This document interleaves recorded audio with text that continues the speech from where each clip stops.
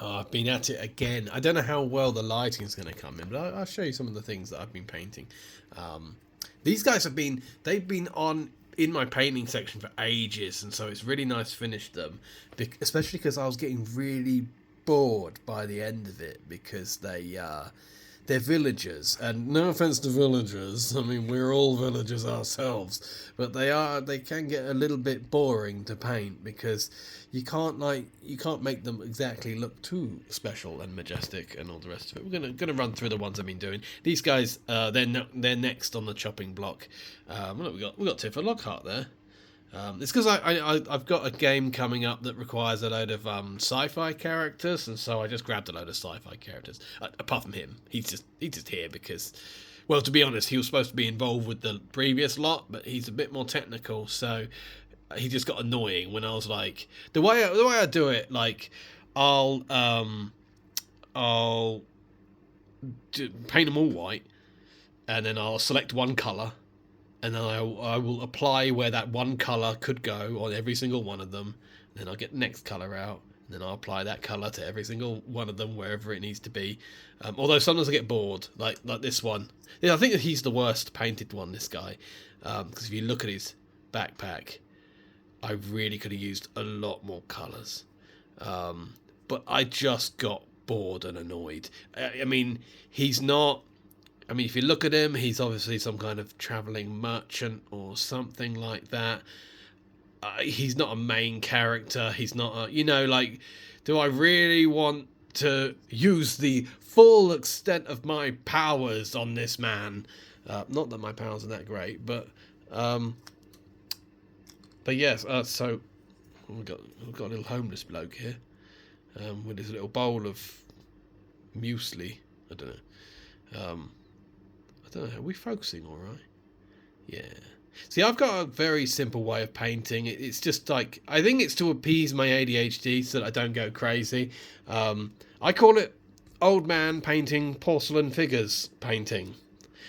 It's just, I just fill in the colours of whatever I think the colours should be, and then hit it with some game wash.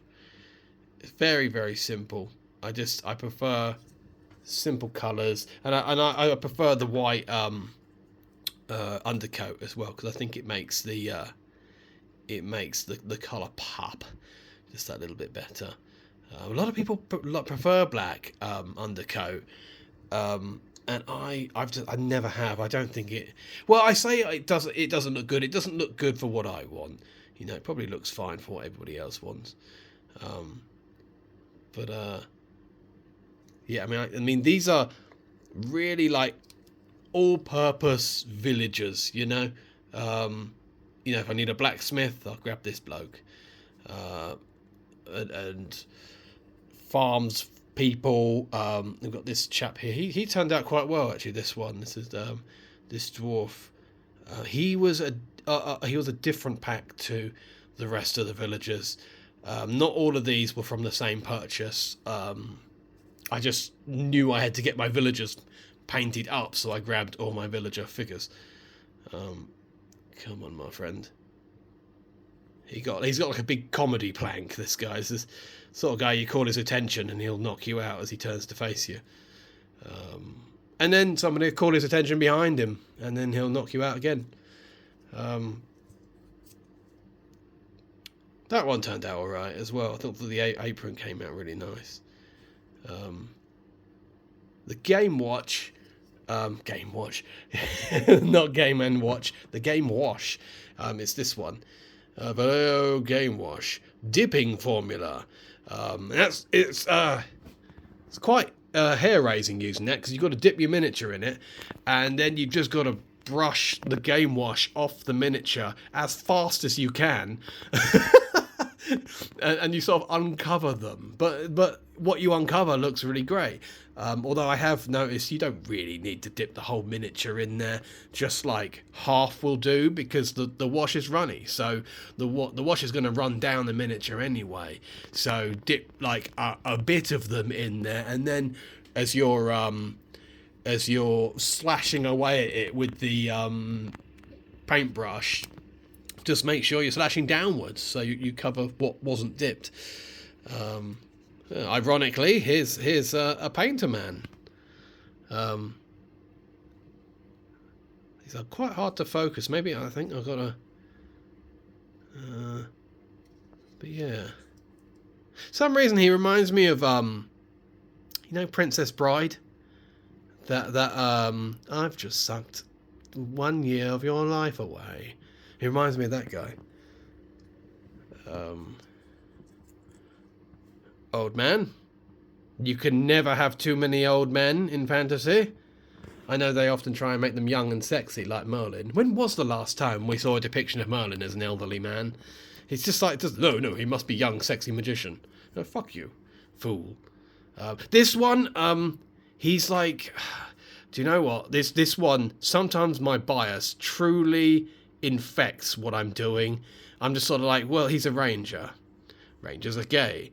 Therefore, I will phone it in. And I just sort of, I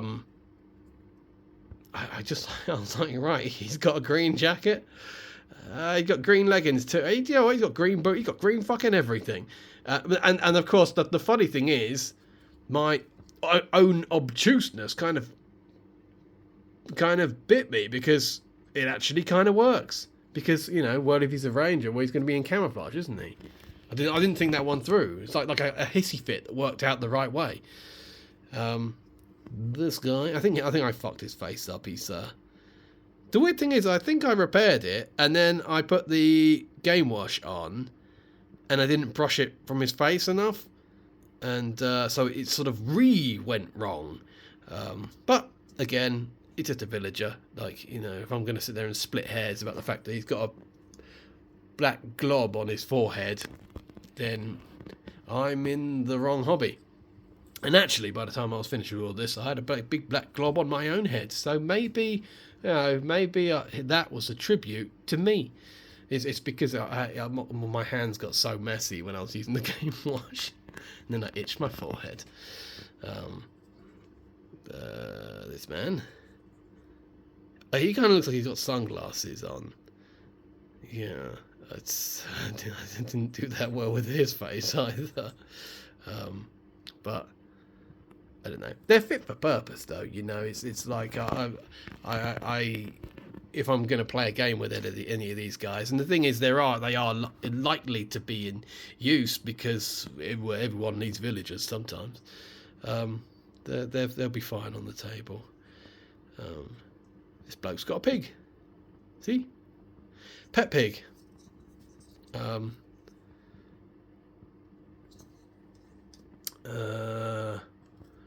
Lady running. I think the lady running didn't turn out that well. The weird thing is, I very nearly painted her hair with that thing to be hair, but on very closer inspection, I realised it was part of her convent outfit. The only problem, I don't like this miniature anyway. I barely tried with this miniature because I don't like miniatures that are like mid-running. I cannot stand them. And you might notice we had another one earlier with him. I genuinely, I always think miniatures should not be doing anything too dynamic in their posing. It's like your mind does the rest of that. You don't need the miniature doing it. And let's face it, some of the miniatures that are like that turn out to be the most awkward and difficult to use miniatures because they're always falling over, or they've got like one ankle holding them onto the base, so they get broken easily and stuff like that. It's just stupid. Don't do it. What else we got? Oh, we got two fat ladies, because at the moment my character that I'm playing in D&D is a fat Goliath woman, and I bought these as like test fat women. I was on eBay one night in the dark looking up overweight miniatures of women, trying to find a miniature for my character, and these were going cheap, so I picked them up. And to be honest, neither are good. I mean, they are good miniatures, but they're not good for the character that I need them for. And in the end, actually, I had to go the AI route, and I got ChatGPT to build the character, and I then put that into an AI, like picture to model AI thing, and it did it perfectly. And now I'm waiting on a friend of mine to print it out, and then I can paint that up. This was the previous version of the character. Imagine that, but much fatter and much more awesome looking. This one was built in, I think it was Hero Forge, and a friend of mine printed this out, but unfortunately, she had a bit of a tumble and landed on a solid concrete floor and exploded at the speed of light, which is just as well, because I wasn't that over the moon with this miniature anyway. That was the, let's see if we can focus, damn you. That was the maximum fatness that Hero Forge would allow. I don't know if they've changed the way they do things soon, but I mean, this was supposed to be a was supposed to be a 500-pound 8-foot Goliath. That ain't big enough. And the funny thing is that the character I was playing before I was playing this great big fat woman was a gnome. And so I also want to get hold of a gnome figure at some point that even though I don't, I'm done playing that character, because that kind of fucked up, because with roleplay, you don't realise that if you create an antisocial character, which was the personality of the gnome, it becomes really hard to roleplay because the character doesn't make any sense. Because like if you've designed a character in a Dungeons and Dragons game whose personality is intrinsically linked with "fuck you all, leave me alone," then you need a really, really good reason as to why they will go with the party. Otherwise, to actually roleplay the character correctly, you just go, sod you all, bye. But I don't know. I'm going to bring him back at some point. Jerome the Gnome was his name, and he was a lot of fun. But I think if I ever bring him back, I'll have to sort out his attitude problem. So this is the first piece of scenery that I painted. Actually, it turned out all right. Painted in a similar way to the others, except most of the paint was watered down.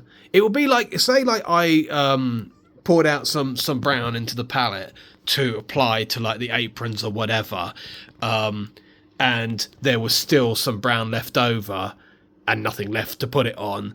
I would take a little bit of water from my Nescafe jar and mix it in with the brown, and then so that the brown gets watered down a little bit, and then that goes on the tree. And then I did that with brown. I did that with black. I did that with a few other colours. I think there was a bit of green on there. Just literally slowly building the tree as it goes on without wasting any paint. Like literally paint that would have been wasted anyway went on that tree. So it's just economical. And the next bit of scenery that I've agreed to be the globbing miniature is this, which is a duck pond. I put the coat on. It's a very watered down coat. I don't think I'm going to bother with a second coat. I probably should, but I don't care. But it's got like ducks in it. There was a very specific reason I bought that, and that was all to do with the skeleton village. You might remember a project I was telling you about ages ago, the skeleton village, and it's still happening. And as is a lot of skeletal things going on my channel right now, which reminds me that I've got another AI project coming soon. I don't think anybody listened to the previous one, but I'm going to keep making them anyway because I like them, and I'm going to do a lyric breakdown as well at some point. Anyway, that's all I have for you all today. Just I thought I'd waffle because these things have been in my pending pending list of things to paint for bloody ages, and I'm and I mean this, all due respect to them, I'm glad to get rid of them. They're done. They can go back in the thing, and these guys can be the new cool cats. So yes, I will talk to you guys very, very soon. Thank you for watching. See ya.